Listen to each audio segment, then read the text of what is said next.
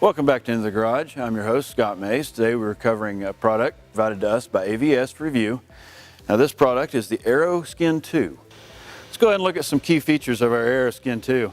It's got a good low profile. It's black matte finish. It's got a texture to it. Looks real good on our truck. Now this is a vehicle specific product, so keep that in mind.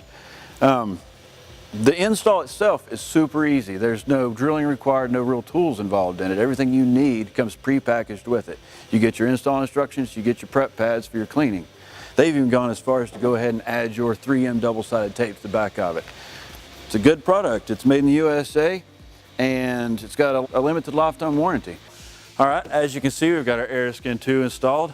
Now this installation really didn't even take 5 minutes. What I did notice is I had to use a razor blade and help get some of that red backing off the 3M adhesive. And that's not something you have to do, that's just something that I did to aid in this installation. So as you can see, it's got a good low profile to it and it really adds to the contour of the truck. Plus you get a whole lot of protection added to this hood.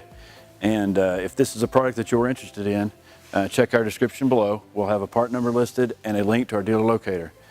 That being said, thank you for tuning in. This has been Performance Corner in the Garage.